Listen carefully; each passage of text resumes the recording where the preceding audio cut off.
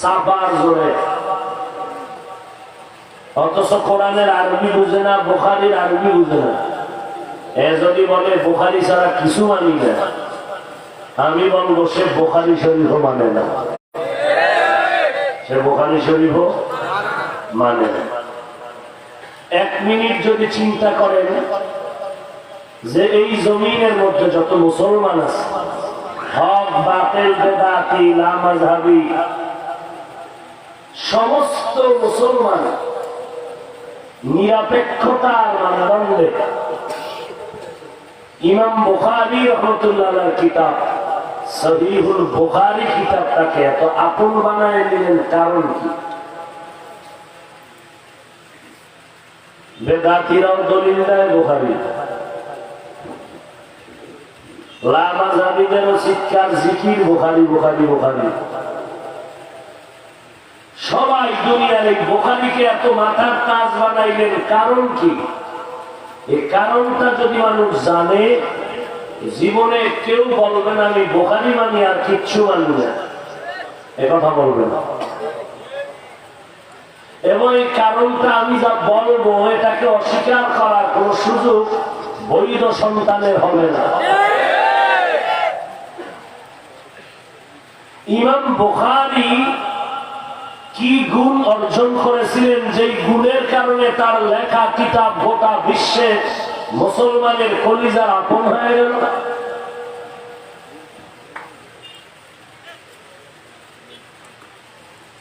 এই কথাগুলো আজীবন মনে রাখবেন।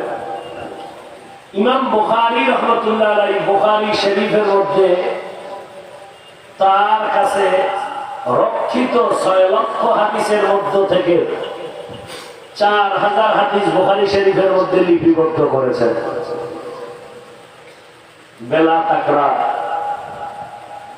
এই 4000 হাদিস তিনি যে লিখেছেন, এক একটা হাদিস লেখার আগে ওযু, গোসল, 2 রাকাত নামাজ, রাসূলের রওজা মুবারকের কিনারায় মুরাকাবা করেছেন। আল্লাহ পাক ইমাম বুখারীর কলবের ভেতরে যখন ইশারা করেছেন যে হ্যাঁ হাদিসটা লেখা যাবে, লেখার মতো নির্ভেজাল, তখন ইমাম বুখারী হাদিসটা লিখেছেন। এইভাবে করে প্রত্যেকটা হাদিস লেখার আগে ওযু, গোসল, 2 রাকাত নামাজ আর কি নবীজির রওজার কিনারায় বসে কি করছেন? মুরাকাবা করছেন, ধ্যান করেছেন আল্লাহর মুহাব্বতের সাধনে। এখান এবার বলেন 4000 হাদিস যদি বুখারী শরীফের মধ্যে লেখেন, তাহলে 4000 বার তিনি ওযু করেছেন। কয় হাজার বার? এই কথা বলেন না কেন ভাই? এরপরে 4000 বার গোসল করেছেন, 4000 বার 2 রাকাত করে নামাজ পড়েছেন। কথা ঠিক? 4000 বার নবীর রওজা আতহারের পাশে মুরাকাবা করেছেন। এ কথা অস্বীকার কোন বৈধ সন্তান করতে পারবে না। মুহাম্মদ ইবনে ইসমাঈল বুখারী রাহমাতুল্লাহ আলাইহি, তিনি আরবি, আজমি, আরবি না, অথচ তার কিতাব কত মূল্যবান যে কোরআন শরীফের পরে বুখারীর মূল্য। যে বুখারী খতম করে দোয়া করে আল্লাহ কবুল করে। এবার এখান থেকে আমরা কি শিখতে পারি? আমরাও গোসল করি, করি কিনা? অনেক মুরব্বী জানি না এই দেশের কি হালত, গোসল গোসল করে লুঙ্গি গামছা কমপ্লিট করে ওযু করে। অনেক মুরব্বীরা এগুলো করে। তো গোসলের পরে আর ওযু লাগে না। যদি কেউ ওযু করে গোসলের আগে, যদি বরকতের জন্য ওযু করে গোসলের পরে না আগে? আগে। এখান থেকে দ্বিতীয় সবক, উপদেশ। ইমাম বুখারী রাহমাতুল্লাহ আলাইহি 4000 হাদিস লিখতে গিয়ে 4000 বার ওযু করলেন, 4000 বার গোসল করলেন, 4000 বার 2 রাকাত করে নামাজ পড়লেন। কয় রাকাত করে? বলেন তো সেই নামাজ কি ফজরের নামাজ, যোহর, আসর, মাগরিব, এশা? কি নামাজ বলেন? নফল। কি নামাজ? তাহলে যারা বুখারী বুখারী করে চিৎকার দিয়ে বলে নফল ইবাদত লাগে না, তাদের এই কথায় প্রমাণ তারা ইমাম বুখারীকে মানে না।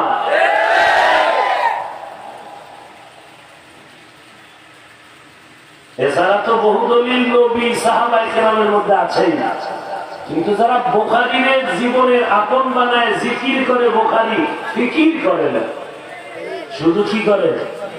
জিকির করে, কোনো ফিকির করে না। এরা কি বলে? বুখারী ছাড়া কিছু মানি না। বলো, ইমাম বুখারী কিতাব লিখলেন, 4000 হাদিস লিখতে গিয়ে 4000 বার 2 রাকাত করে নফল নামাজ পড়লেন। যারা বলে নফল ইবাদত লাগে না, তারা ইমাম বুখারীর দুশমন। আর কি উপদেশ পাই? আমাদের দেশের আহলে হক পীর মাশায়েখ, আল্লাহওয়ালা, ওলি আল্লাহ যারা, আউলিয়ায়ে কেরাম হক, এরা মুরিদানদেরকে আল্লাহ পাওয়ার জন্য মুরাকাবার সবক দেন, আল্লাহ পাওয়ার সাধনার সবক দেন। ইমাম বুখারী নবীজির রওজার কিনারায় মুরাকাবা করেছেন 4000 বার। অতএব আল্লাহওয়ালা, আহলুল্লাহ, আউলিয়া, পীর বুজুর্গ, আহলে হক যারা পছন্দ করে না, তারা ভণ্ড। এদেরকে যেই হযরতেরা ভণ্ড বলে না, তারাও ভণ্ড।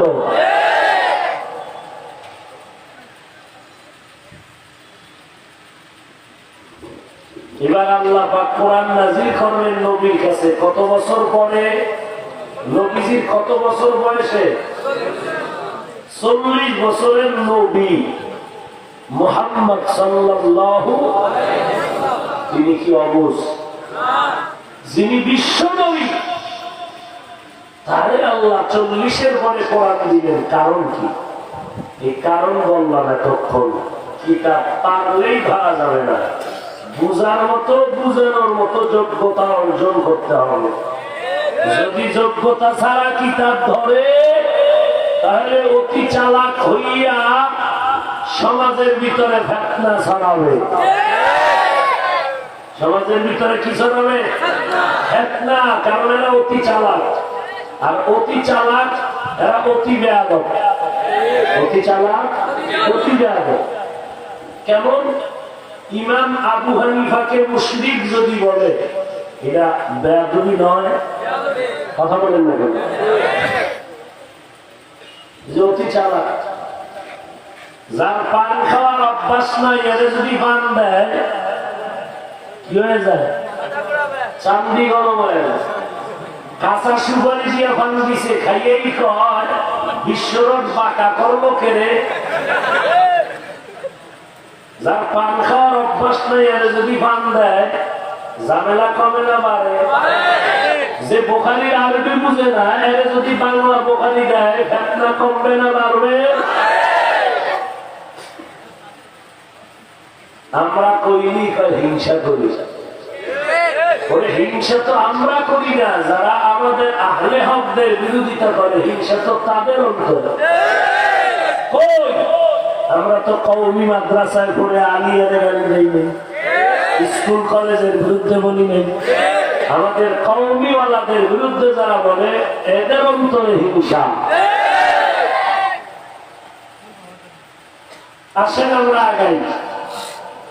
আল্লাহ নবীর উপরে কোরআন আসলো কেমনে? হেরা গুহায়। কোথায়? কার মাধ্যমে? জিবরাইল। কে দিলেন? আল্লাহ। নবীজিকে এই হেরা গুহার মধ্যে এসে জিবরাইল আমিন দাঁড়াইয়া নবীকে দাঁড় করায়। জিবরাইল আমিনের সিনাটা নবীজির সিনা মোবারকের সাথে লাগায় হালকা করে চাপ দিলেন আর বললেন, ইকরা।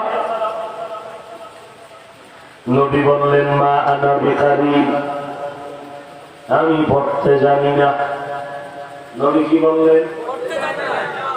এর বাতের বেদাতিরা কি কয়, নবী নাকি বলেছেন তোর কাছে পড়ুম না, তুই কে? আর আসতে বল, অতি চালাক বেয়াদব, অতি চালাক। নবীকে চাপ দিলেন কয়টা? আবার চাপ দিলেন আর বললেন একারা। নবী আবারও জবাব দিলেন মা আনা বিকারি, আমি পড়তে জানি না। কয়টা হইল? এবার জিবরাইল আলাইহিস সালাম রাহমাতুল লিল আলামিনকে এত জোরে চাপ দিলেন, আর জিবরাইল আমিন পড়লেন ইকরা বিসমি রাব্বিকাল্লাযী খালাক, খালাকাল ইনসানা মিন আলাক, ইকরা ওয়া রাব্বুকাল আকরামুল্লাযী আল্লামা বিল কলাম, আল্লামাল ইনসানা মা লাম ইয়ালাম। নবীর এমন জোরে চাপ দিছে না, নবীজির জ্বর উঠে গেল। নবী এবার পারি নাও বলেন নাই, পারি তাও বলেন নাই। নবী চুপ। জ্বর এত বেশি, কোন ডিগ্রি নাই, এত বেশি জ্বর, শরীরের মধ্যে কম্পন শুরু হয়ে গেল, মনে হয় যেন মরণের কষ্ট শুরু হইল এমন। নবী ওখান থেকে বের হইয়া ডাইরেক্ট চলে গেলেন খাদিজাতুল কুবরা রাদিয়াল্লাহু আনহার ঘরে।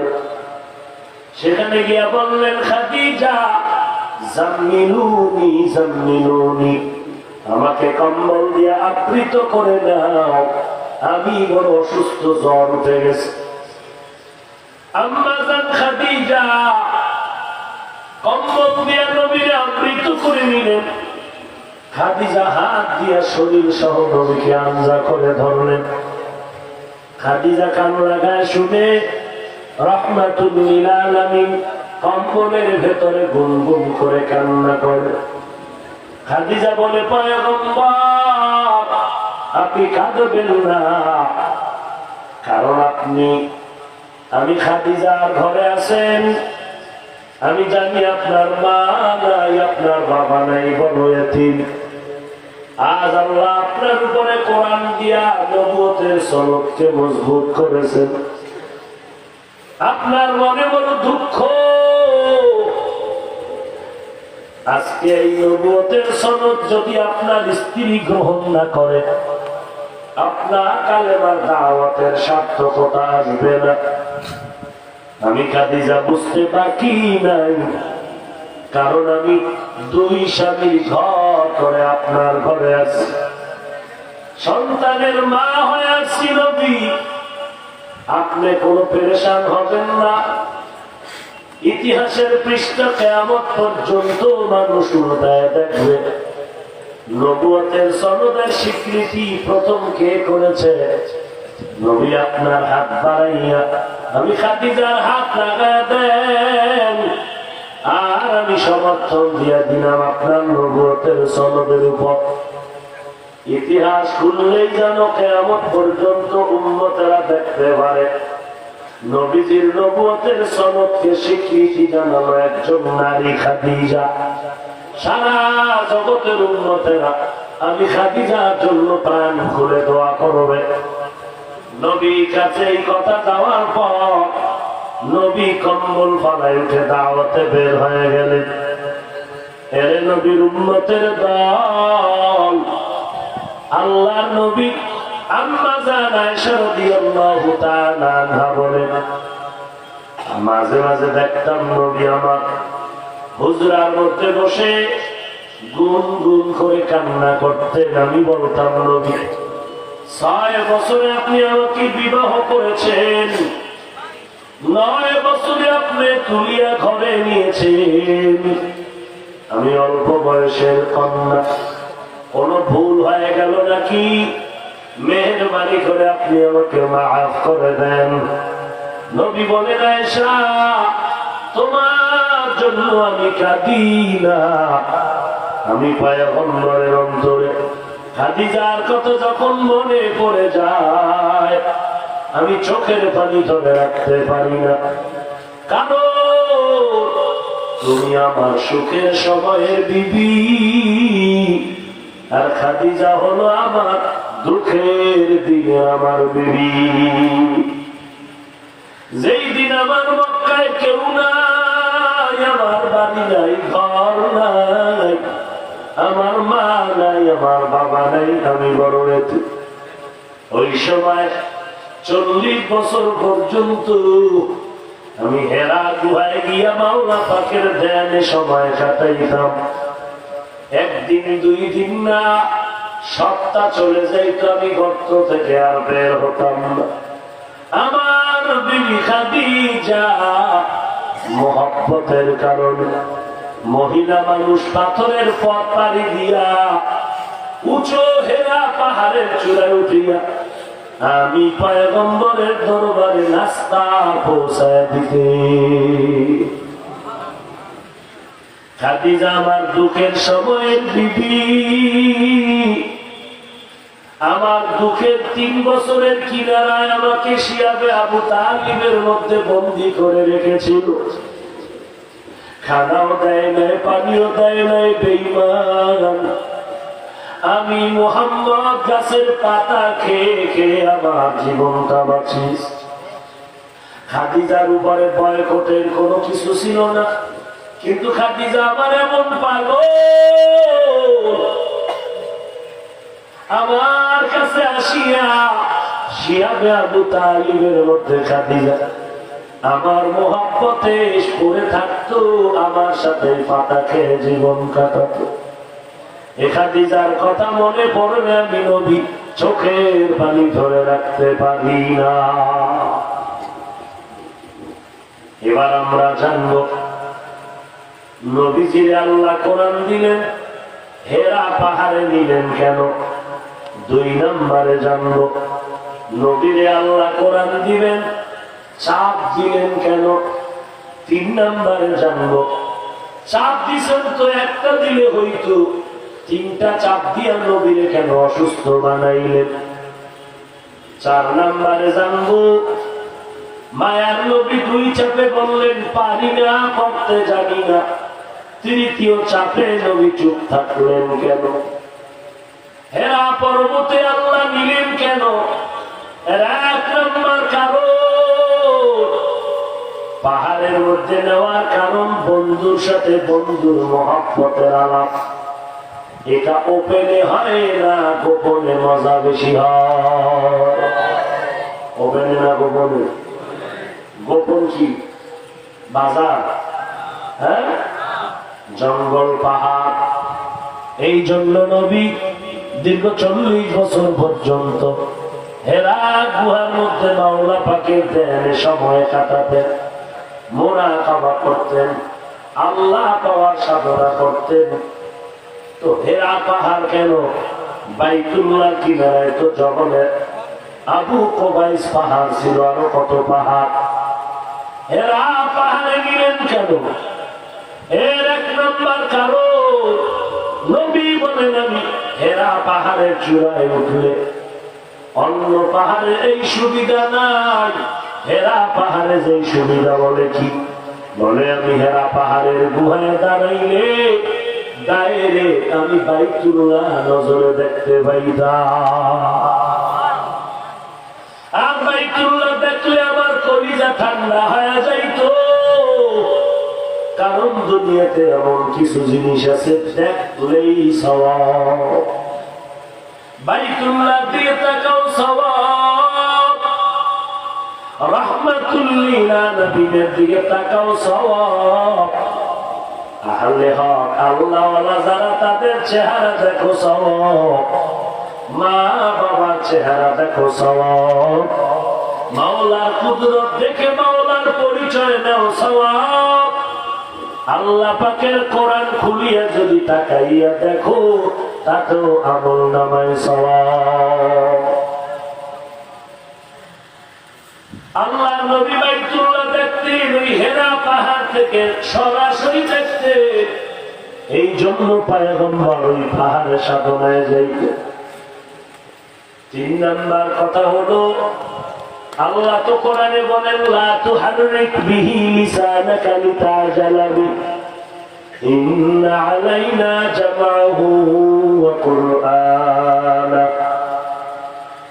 ও পয়গম্বর, জবানটা নাড়াইয়া কষ্ট করবেন না, আমি আল্লাহ কুদরতি ভাবে আপনার সিনায় এলেন কোরআন জমা করে দিব।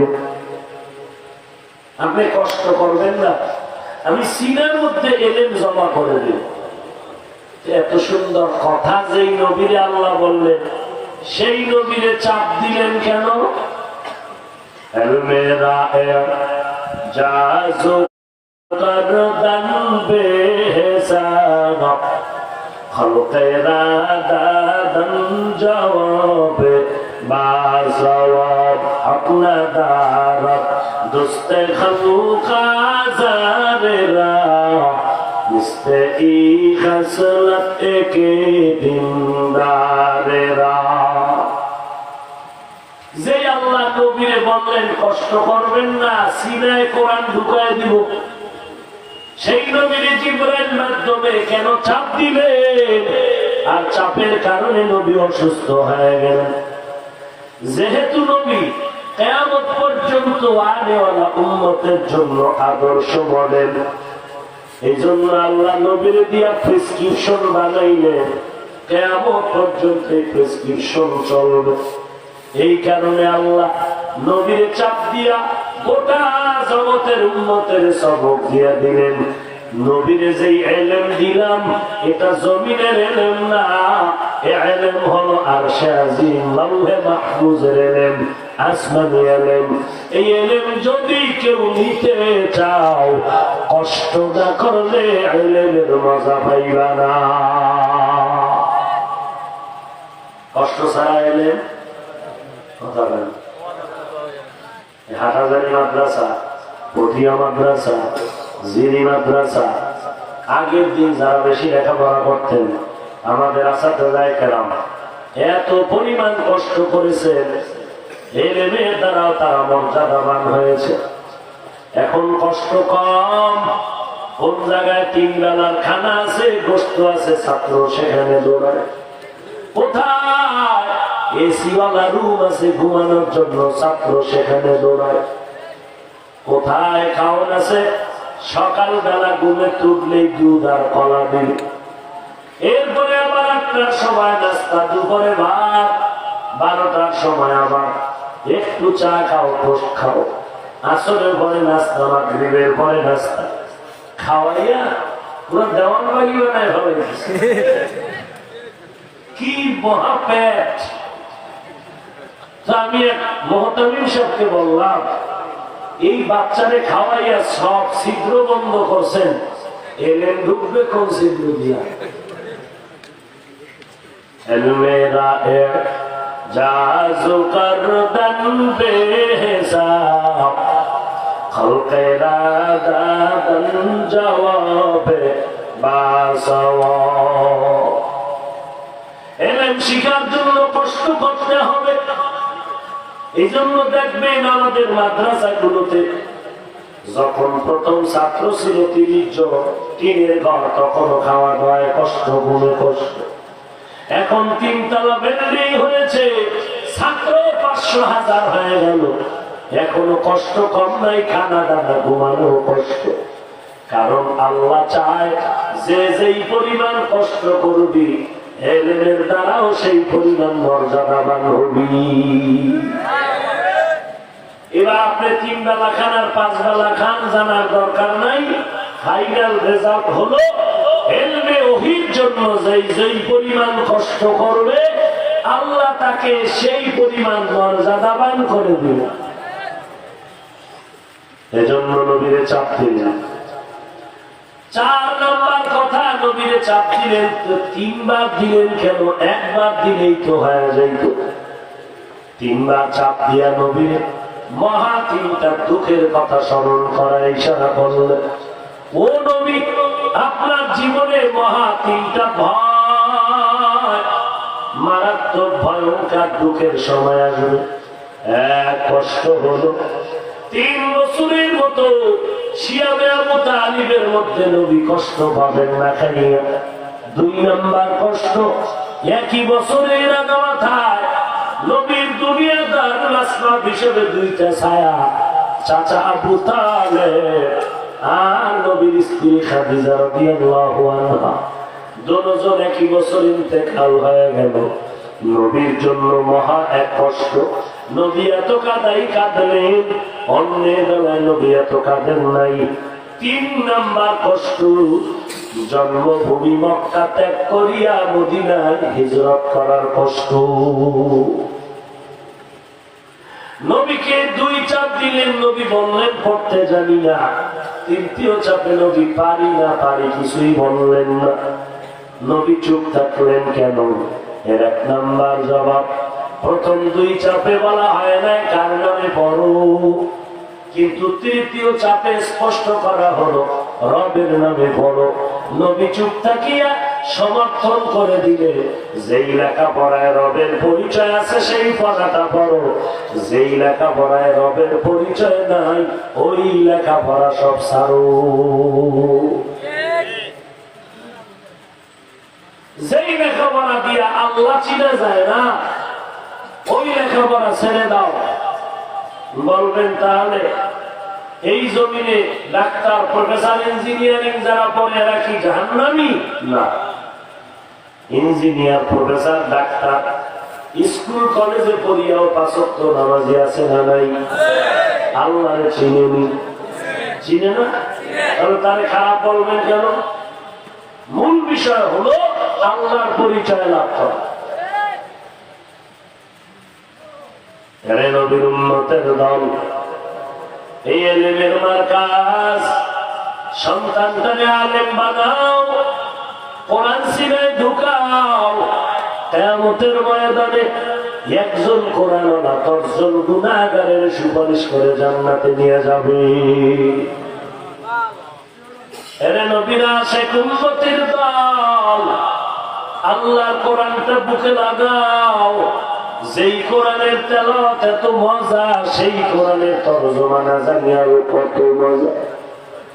আল্লাহর নবীর কোরআন তেলাওয়াত শোনার জন্য নবীর বড় দুশমন আবু জাহাল রাতের গভীরে নবীর ঘরের কিনারে এসে কোরআন তেলাওয়াত শুনত। বড় দুঃখ, আজ মুসলমানের অভাব নাই, কিন্তু একজন মানুষ কি দাঁড়াইয়া বলা যাবে কি যে 12টা মাস প্রত্যেকটা দিন ফজরের পর মুসলমানের কোন ঘরে প্রতিদিন মাওলার কোরআনের তেলাওয়াত হয়? হাজারে একজন কষ্ট হবে যে 12 মাস প্রতিদিন ফজরের পরে ঘরের মধ্যে কেউ না কেউ কোরআন পড়ে। হাজারে একজন কষ্ট হবে। অথচ আমরা সবাই আশেকে রসুল, চট্টগ্রাম আশেকে রসুলের ফ্যাক্টরি, চেহারা ভাল্লুকের মতো সুদ খাইয়া গাঞ্জাখোরের মতো চেহারা বানায় ভালো। এ যদি তো সুন্নি তো চোরকে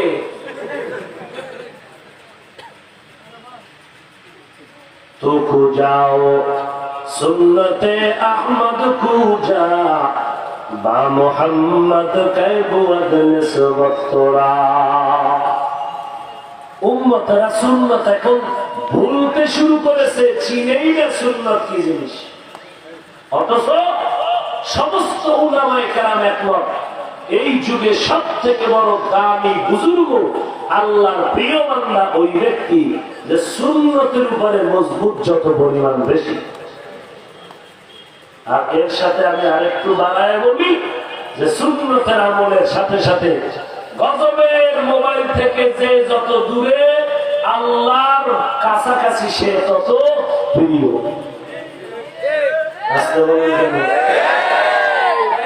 এই মোবাইলের কারণে আমার হাতের গুনাহ, চোখের গুনাহ, অন্তরের গুনাহ, আমার জবানের গুনাহ। ঘরে বইয়াও মোবাইলে কয় আমি ঢাকা। কি পরিমাণ মিথ্যা চর্চা করলো এই মোবাইল। সন্তানের সাথে মিথ্যা, বন্ধুর সাথে মিথ্যা, শেষ পর্যন্ত এই মোবাইলের কারণে তাজা তাজা প্রাণগুলো মাটির তলে চলে যাইতেছে মোবাইলের কারণে। চোখ না পা, জিহ্বা না পা, অন্তর না পা, হাত না পা, এগুলো হলো আধ্যাত্মিক রোগ। এবার শারীরিক রোগ, ব্রেন কমতেছে, চোখের পাওয়ার কমতেছে, চেহারা ফ্যাকাশে হয়ে যাইতেছে। কি যে নূর চমকাইতেছে, যেইখানে বিড়ি টানেও চেহারা দেখলে কলিজা ঠান্ডা হয়ে যায়। তুমি মাস্ক লাগাইয়েই থাকো, খোদার গজব হইল, ওই গজবের মানুষের জন্য এটা আমাদের জন্য কল্যাণ। যে বিড়ি টাইনা সামনে আও, খোদার মাস্ক দিয়ে এটা থামাইছে। এই বন্ধ তন্দলে আসি না, 3 ফিট দূরে খারাপ। কারণ তোমার মুখের যে মেশকের ঘ্রাণ, মেসওয়াক তো নাই, ওই বেরাজ গুটানেরও টাইম নেই। জামায় সাবান দেওয়ার সময় নাই, তো গেঞ্জিতে দিলে খবর। চামড়ার খবর তো আরো খারাপ। 3 ফিট দূরে থাকো, মাস্ক পরো, তোমার মুখের দুর্গন্ধে কেউ যেন স্ট্রক না করে, দূরে থাকো। এটা সতর্ক। আল্লাহ মাফ করেন, আরো জোরে বলেন। আল্লাহর কোরআন এমন একটা কিতাব, আপনাদের এটা কোন থানা? সাতকানিয়া থানায় দামি দামি বিল্ডিং আছে, একটা বিল্ডিং এর ওই পরিমাণ দাম নাই কোরআন ওলা বিল্ডিং এর যেই পরিমাণ দাম। সাধারণ সামান্য কাপড়ের দাম নাই, কোরআনের সাথে লাগলো গিলাফ নাম হলো দাম বেড়ে গেল। কাঠের কোনো দাম নাই, কোরআনের সাথে লাগলো রেহাল নাম হলো দাম বেড়ে গেল। আমি বান্দার কোনো দাম নাই, আজ এত দাম কেন? একমাত্র কোরআনেরই বরকত। ঠিক ঠিক তো 40 বছর কইলেন, এই কোরআনটা নিজে কেন শিখেন না? এরপরে নামাজ কি পড়েন কোরআন না জানলে আল্লাহই ভালো জানে। আমরা 4 রাকাত পড়তে আপনার 10 রাকাত শেষ। কি নামাজ পড়েন আপনি? আর যারা পড়ে না এগত কোনো টেনশনই নেই, এরা নামাজ না পড়লেও তেল পরিষ্কার। হাসিন এরম ধোকাবাজ একটুখানি নেকের তরে রোজ হাসরের মাঠেতে বাবা ঘুরবে ছেলের পিছে, ছেলে বাবার আগেতে।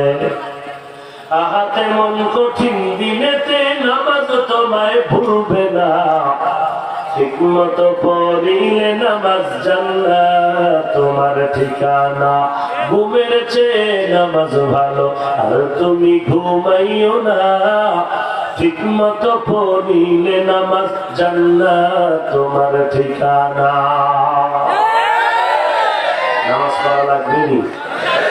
বছরে কয়দিন? হিসাব পাকা, বাঙালি পাগল হইলেও তাহলে ঠিক।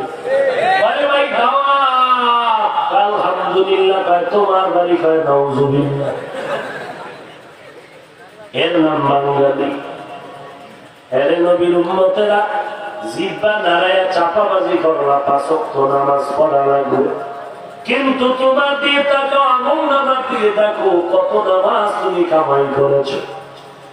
আজান দিয়েছে, মসজিদে যাও নাই, 1 ওয়াক্ত নামাজ কেন পড়ো নাই? হিসাব দিয়া মাওলার দরবারে যেতে হবে। জাহান্নামের আযাব সহ্য করতে পারবা নি?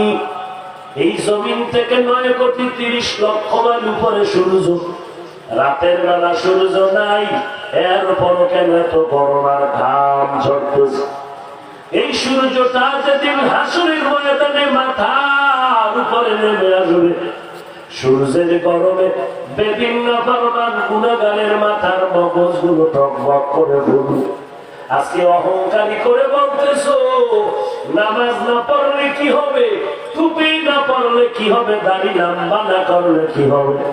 তুমি আর যত অহংকারী করো, যত বাহাদুরি দেখাও, ফেরাউনের থেকে বড় বাহাদুর হতে পারো না। একটু তাকাইয়া দেখো, ফেরাউনের লাশ মাটি পর্যন্ত গ্রহণ করে নাই।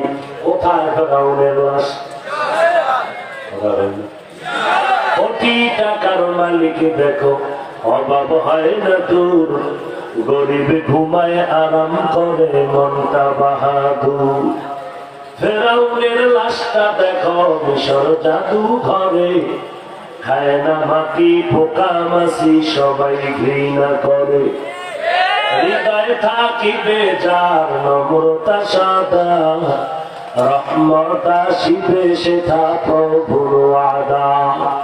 বড়র বাড়াই থাকলে দিলে রহমত আসবে না, নিজেকে নিজে ছোট মনে করিও সাদা।